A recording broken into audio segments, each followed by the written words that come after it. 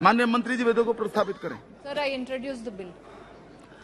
जिन माननीय सदस्यों को आज नियम 377 के अधीन मामलों को उठाने की अनुमति प्रदान की गई है, वो अपने विषयों के अनुमोदित पाठ को 20 मिनट के अंदर व्यक्तिगत रूप से सभा पटल पर रख दें। जी चेयरपर्सन सर, मैं एक अनुरोध करना चाहता हूं कि आज के जो संशोधित कार्य सूची में जो आइटम 22 पे जो लिस्टेड है, उसकी बजाय जो 23rd और 24 पे the government of national capital territory of Delhi amendment bill 2023 ये पहले ले लिया जाए, ये हमारा अनुरोध है आपसे। ठीक है, सभा की सहमति। ठीक है, सभा की सहमति है जी। Now item number 23 Shri Adhir Ranjan 23 और 24 को एक साथ ले रहे हैं। हाँ, आइए अधीर जी, आइए। I will wait. Yes, please. Please join. Please join. Please join. Yes, yes. Thank you. Shri Adhir Ranjan Chaudhary ji. Sir, that this House disapproves the Government of National Capital Territory of Delhi Amendment Ordinance 2023 number 1 of 2023 promulgated by the President of on 19/5/2023. जी, माननीय मंत्री जी, please बैठिए please. महोदय, मैं प्रस्ताव करता हूं कि दिल्ली राष्ट्रीय राजधानी राज्य क्षेत्र शासन अधिनियम 1991 के अधिनियम का और संशोधन करने वाले विधेयक पर विचार किया जाए। माननीय महोदय, जब इसको संसद के सामने मेरे साथी नित्यानंद जी ने पेश किया, तब थोड़ा शोर शराबा भी हुआ। कुछ मान्यवर सदस्यों ने मुद्दे उठाए थे कि ये विधेयक जो लेकर आए हैं वो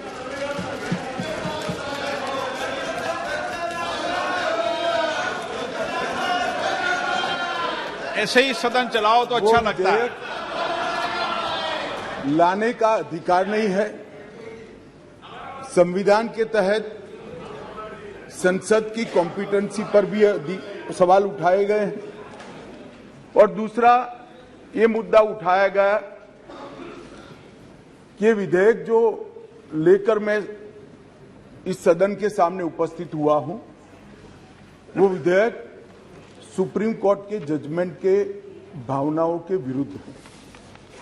मान्यवर, सबसे पहले मैं यह दोनों चीजों का बहुत डिटेल जवाब देना चाहता हूं, क्योंकि उस वक्त जब मैं खड़ा हुआ विपक्ष का मूड सुनने का नहीं था। आज कुछ अच्छा भी मूड दिखता है।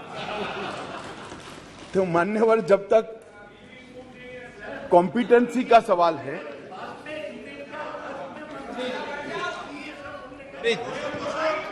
प्लीज माननीय मान्यवर, जहां तक कॉम्पिटेंसी का सवाल है, संघ राज्य क्षेत्र का प्रशासन संविधान के भाग 8 में उल्लेखित प्रावधानों के तहत आता है। अनुच्छेद 239 से 242 तक इसकी कार्यरीति को संविधान में वर्णित किया गया है। और अनुच्छेद 239 के ए में विशेष प्रावधान किए गए हैं, जिसके तहत दिल्ली विधानसभा सहित एक संघ शासित प्रदेश है। तो दिल्ली ना तो पूर्ण राज्य है, ना संघ शासित प्रदेश है, ना संघ शासित प्रदेश विथ असेंबली। क्योंकि ये राजधानी क्षेत्र है, इसको ध्यान में रखते हुए 239A में इसका एक विशेष प्रावधान संविधान के तहत किया गया है। इसकी डिटेल बात मैं बाद में बताऊंगा। अब कहा कि भारत सरकार को इसके बारे में कानून बनाने का अधिकार नहीं है, ऐसा विषय कुछ सदस्यों के द्वारा रखा गया। मैं इस सदन का ध्यान अनुच्छेद 239 ए 3B की तरफ दिलाना चाहता हूं। 239 ए 3B बहुत स्पष्ट है। इसके तहत इस संसद को दिल्ली संघ राज्य क्षेत्र या इसके किसी भी भाग के बारे में उससे संबंधित किसी भी विषय पर कानून बनाने का पूर्ण अधिकार प्राप्त है। इसलिए कुछ सदस्यों ने जिस बात को इंट्रोडक्शन के वक्त यहां उठाने का प्रयास किया था, मेरा दायित्व बनता है, उस वक्त माहौल ठीक नहीं था, तो आज इसका मैं ढंग से जवाब दूं। मान्यवर, कुछ सदस्यों ने यह भी कहा, हाथ में सुप्रीम कोर्ट के जजमेंट रखकर, कि ये सर्वोच्च अदालत के आदेश के उल्लंघन कर इसको लाया गया है। मैं वो सभी सदस्यों को विनती करना चाहता हूं कि आपने सर्वोच्च अदालत के आदेश का अपने मनपसंद हिस्सा ही पढ़ा है। जब सर्वोच्च अदालत के आदेश को सदन में कोट करते हैं तो संपूर्ण आदेश का अध्ययन होना जरूरी है। उसका दूसरा हिस्सा भी पारदर्शिता के साथ सदन के सामने रखना चाहिए। खैर, जिन्होंने नहीं रखा, मैं रख देता हूं। मान्यवर, मैं स्पष्टता करना चाहता हूं कि ये विधेयक जो है, इसमें सर्वोच्च अदालत के निर्णय को जो उन्होंने रिफर किया है, उसके पैरा 86, पैरा 95 और विशेष कर पैरा 164F की ओर मैं ध्यान आकर्षित करना चाहता हूं। उसमें स्पष्टता से कहा है कि संसद को 239 AA के तहत दिल्ली संघ राज्य क्षेत्र के किसी भी विषय पर कानून बनाने का अधिकार है। ये अदालत ने अपने जजमेंट के अंदर बहुत स्पष्ट कर दिया है। मान्यवर, अब मैं थोड़ा विधेयक पर बात करना चाहूंगा। दिल्ली शासन, इसकी एक ऐतिहासिक पृष्ठभूमि है। मान्यवर, दिल्ली की स्थापना 1911 में अंग्रेजों के शासन के द्वारा महरौली और दिल्ली दो तहसीलों को पंजाब प्रांत से अलग कर बनाई गई। 1919 और 1935 में ब्रिटिश सरकार ने चीफ कमिश्नर प्रोविंस का नोटिफिकेशन किया और दिल्ली को चीफ कमिश्नर प्रोविंस के तहत रखा गया। आजादी के बाद पट्टाभी सीतारामैया समिति ने दिल्ली को राज्य स्तर का दर्जा देने की सिफारिश की थी। हालांकि जब सिफारिश संविधान सभा के समक्ष आई, मेरा विपक्ष के सदस्यों को विनम्रता से अनुरोध है कि इस बात को जरा गौर से सुनेगा। पट्टाभी सीतारामैया समिति की सिफारिश जब सदन के सामने आई, तब पंडित जवाहरलाल नेहरू जी, श्रीमान सरदार पटेल, राजा जी, राजेंद्र प्रसाद और डॉक्टर अंबेडकर जैसे नेताओं ने इसका विरोध किया कि ये उचित नहीं होगा कि दिल्ली को पूर्ण राज्य का दर्जा दिया जाए। मैं फिर से एक बार रिपीट करता हूं, किस किसने विरोध किया था। पंडित नेहरू ने किया था, सरदार पटेल ने किया था, राजा जी ने किया, राजेंद्र प्रसाद जी ने किया और अंबेडकर जी ने भी इसका विरोध किया था। और उस वक्त पंडित नेहरू जी के एक चर्चा के हिस्से को मैं सदन के सामने रखना चाहता हूं।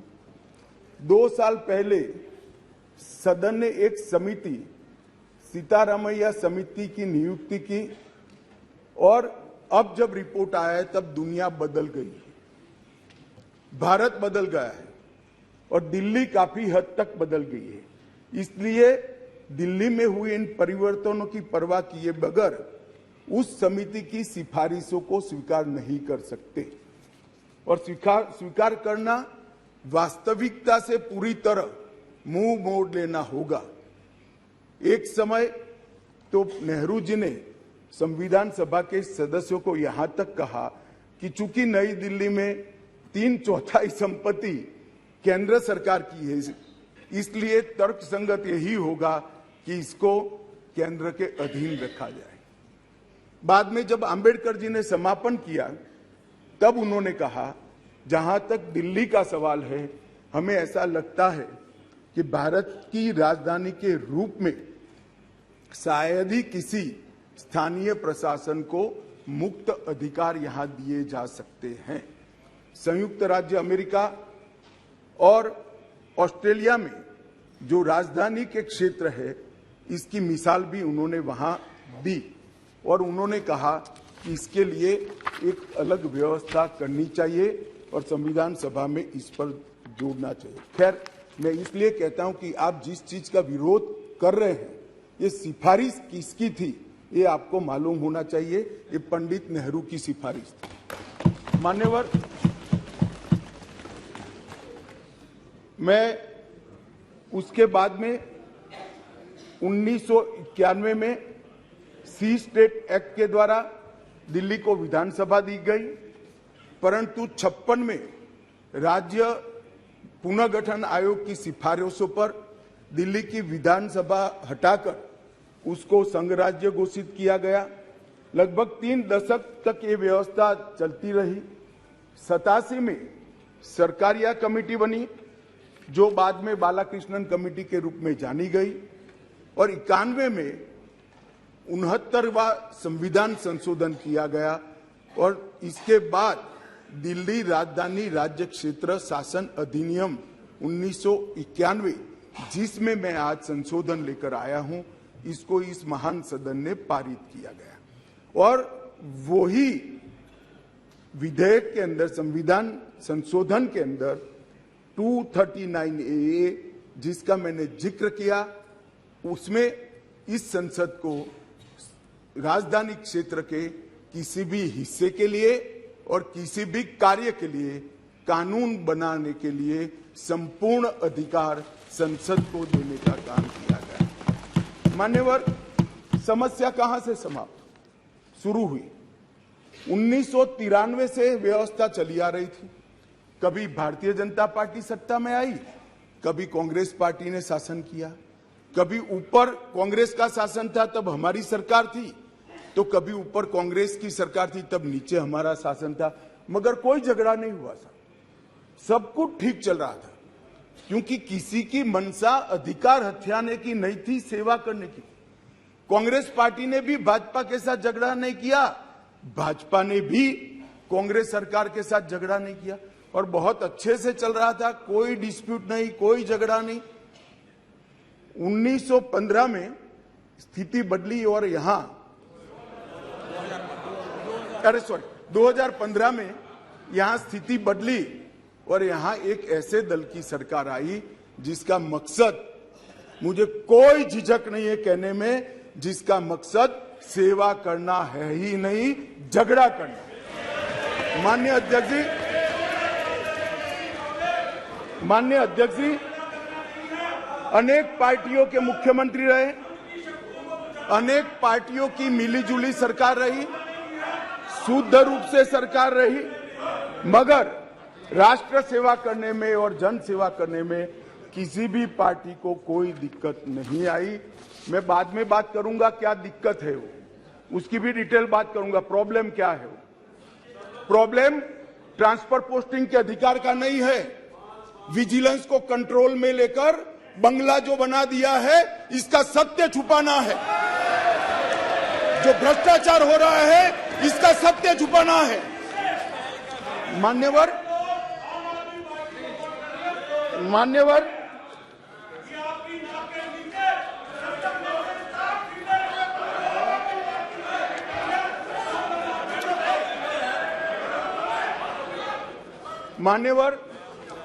उसके बाद में 15 में अचानक ही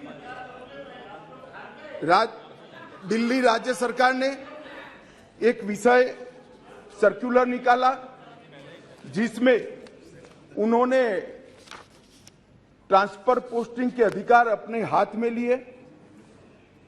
केंद्र सरकार ने एक नोटिफिकेशन निकाला, उसको हाईकोर्ट में चैलेंज किया गया। हाईकोर्ट का फैसला केंद्र सरकार के पक्ष में आया, इसको सुप्रीम कोर्ट में चैलेंज कर दिया गया, उसमें खंडित जनादेश आया, फिर संविधान पीठ बनी।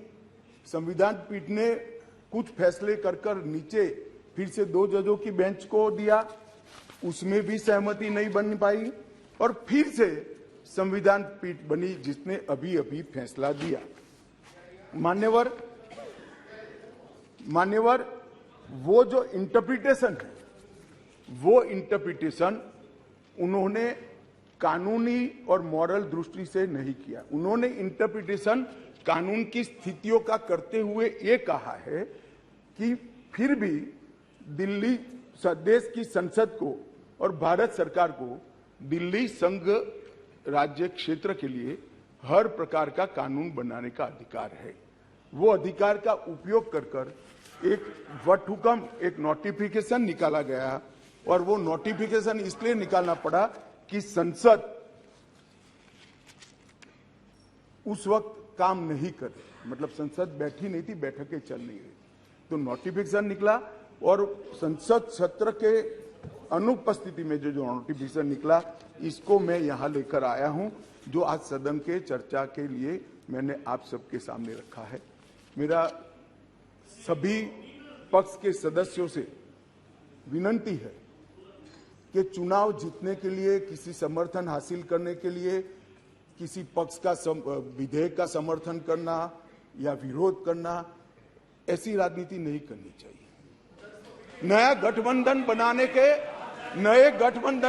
के अनेक प्रकार होते हैं। नया गठबंधन बनाने के अनेक प्रकार होते हैं। विधेयक और कानून देश के भले के लिए लेकर आते हैं। इसका विरोध या इसका समर्थन भी देश के और दिल्ली के भले के लिए करना चाहिए। अगर हमारी राजनीति में थोड़ी स्वीकृति कम है तो सबको मिलाना है। दिल्ली का जो होना है वो हो, जितना भ्रष्टाचार होना है वो हो। मंत्री कुछ भी करे, मुख्यमंत्री करोड़ों के बंगले बनाए, मगर हम विपक्ष में रहते हुए समर्थन करेंगे क्योंकि हमें गठबंधन बनाना है। इस तरह से नहीं सोचना चाहिए। मेरी अपील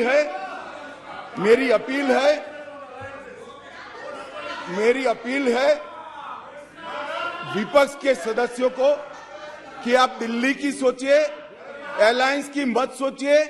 अलायंस से फायदा नहीं होने वाला है। अलायंस होने के बाद भी पूर्ण बहुमत से नरेंद्र मोदी प्रधानमंत्री बनने वाले हैं। इसलिए ये अलायंस के कारण जनता के हितों की बलि मत चढ़ाइए। जनता सब देख रही है। अलायंस कर आप अगर ऐसा सोचते हो, आप अगर ऐसा सोचते हो कि जनता का विश्वास हासिल कर दिया जाएगा, जनता का विश्वास आपको मिला था, मगर जिस तरह से 10 साल यूपीए ने शासन चलाया, 12 लाख करोड़ के घपले घोटाले करे, इसलिए आज वहां बैठे। और मैं फिर से कहना चाहता हूं, दिल्ली सरकार के घपले घोटाले भ्रष्टाचार को प्रछिन्न रूप से अलायंस की गरज के कारण मदद कर रहे हो। पूरा देश देख रहा है और पूरा देश चुनाव में इसका हिसाब किताब करेगा। मान्यवर, मैंने ये सदन के सामने रखा है बिल को। मेरा सभी से निवेदन है कि अलायंस के मद्देनजर इस पर अपना अभिप्राय न करे। देश के और राजधानी क्षेत्र के भले के लिए न्यूट्रलिटी से बात करे। और वैसे भी मैं बता देता हूं, विशेषकर कांग्रेस पार्टी वालों को, कि ये बिल पारित होने के बाद वो अलायंस में आपके साथ आने वाले नहीं है। तो जो सच है वो करिए। इतना अपील करके मेरी बात को समाप्त करें। प्लीज, माननीय सदस्य, आपको बोलने का मौका दिया जाएगा, लेकिन आप बार बार उठोगे तो मौका नहीं दिया जाएगा। ये सदन है। सभी माननीय सदस्यों आग्रह, आपको मौका दिया जाएगा। आप एक पार्टी के हो और आपको मौका देंगे, लेकिन बीच बीच में नहीं उठते हैं, नहीं तो आपका समय खत्म हो जाएगा। 9, आप भी अपनी बात कहना। अधीर रंजन चौधरी जी।